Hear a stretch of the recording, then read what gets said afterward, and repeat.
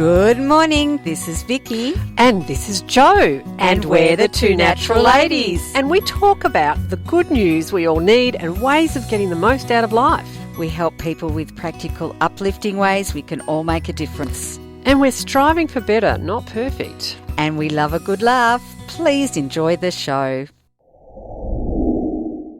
So, welcome everyone from Victoria and Australia and beyond. Yes. So we've done a lot of talk this last 12 months about going grey. Yes. And we made the decision, and interestingly, we have a very special guest coming on later, which is my grandson. And his other grandma came over to pick up something from me, and she said, "I love your hair."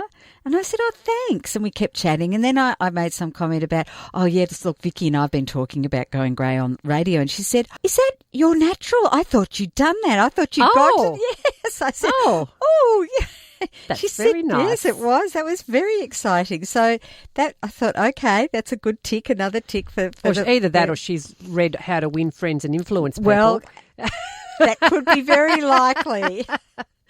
No, she even then texted me and said, because she had her neighbour with her, because her neighbour just had her hip replacement and wanted to get out, and she was just taking her out for a little ride. Yes. And she said even her neighbour said how lovely my hair looked. So fantastic. Don't know how good her eyesight is, but anyway, no, I'm just going to take it. I'm going to take it. Oh, it's interesting because you seem to be getting both ends of the stick. You're getting some criticism, yes, and you're getting some compliments. That's whereas right. I'm not getting anything. Oh, well, maybe you just got to flick your hair a bit more or something. I think somebody said one day when they'd only seen me in my hat, and I think one day I had my hair out and I was just in a ponytail. And what did he say to me? He said something like, "Oh, I can't remember what he said," but yeah, he made a comment about because under when I've got my hat on, my hair looks brown. Yes, you can see the bottom part. Anyway, he made some comment, but it was neither here nor there. It was like, "Oh, your hair looks," or you look different, or yes. Anyway, yes, most of the criticism I'm now getting is all about how long my hair is and that it needs to be cut. Yes. So I think everyone's accepted that it's grey. It's more now what I should do with it. Right. Yes. Okay. Stay tuned for the next episode of what Jo's doing with her hair. Yes, but that's not why I wanted to have this discussion. I wanted to lead in with that, but it's actually more about the whole thing of what does grey means. And what grey means is that we may be getting slightly older. And I think it's a big thing for people. And I was actually listening to one of our other radio programs, and we did touch on that whole thing about what it is like to have to accept the grey and accept the ageing. And some people are vehemently, "No, I'm not going grey." Now, is that because they don't like the colour grey, or is it because it's an acceptance of, okay, I'm getting a little bit older?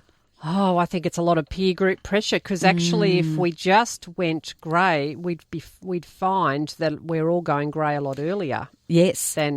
Like, people start going grey in their 30s. 20s. Yeah, my girlfriend Karen, she would be completely grey. She would have been completely grey in her 20s. And my son, one of my sons has been going grey for just slowly, but, he's got grey speckles and he's not quite 30 yet. Well, that's right. All we have to do is look at the men because usually they're not colouring their hair. That's right, and that's the other thing. Why is it okay for the men to go grey, but it's not okay for the women? I think grey, because we saw this beautiful montage of women on a video who were grey sometime in the middle of the year, and if they were beautiful, they looked gorgeous, just like we do, actually. Oh, of course. So why weren't we there? Yes. I think we hadn't quite got there, I think, was the thing. So they didn't know our phone number. That was it.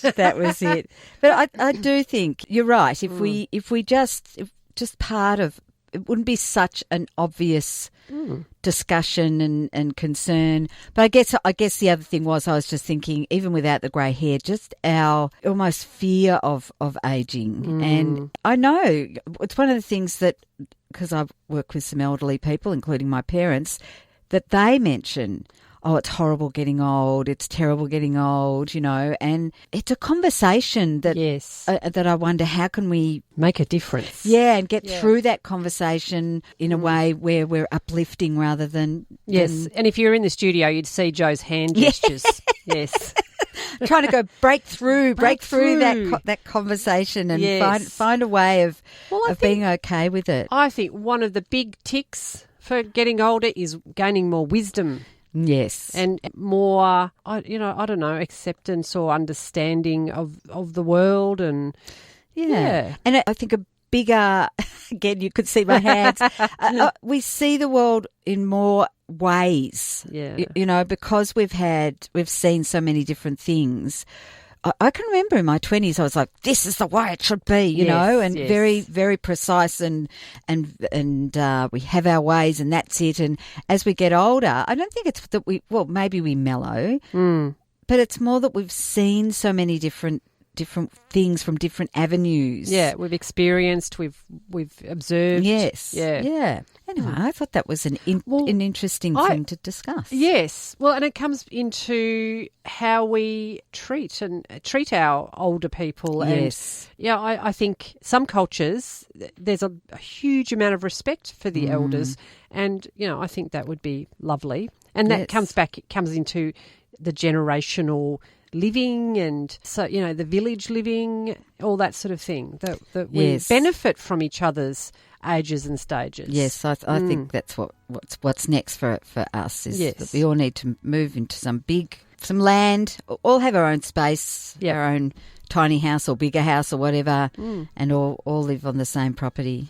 So, Chris, get on to that, will you? the shipping containers. Yes, because shipping containers. They are a little bit more flexible because you can add to them. Yes. Although I'm sure, these amazing people who have created these tiny homes, if you said, I want it to be able to be extended. Because the great thing with again, I guess you'd get somebody who knows what they're doing in the shipping container to put the things in there. It's just how clever they are at creating a space for everything, and having all these nooks and crannies for all the things that, you normally need a lot of space for. They find ways. Well, they do. But I think the thing with a tiny home is, if you didn't need to move it, they seem to still want to put it on wheels in case you want to move it somewhere. Yes. Yeah. Whereas the shipping container's there. Yeah, that's right. Yes. Well, there you go. We went from aging to tiny homes. You've been listening to the Two Natural Ladies podcast. Visit twonaturalladies.com.au for more information. Thanks for joining us.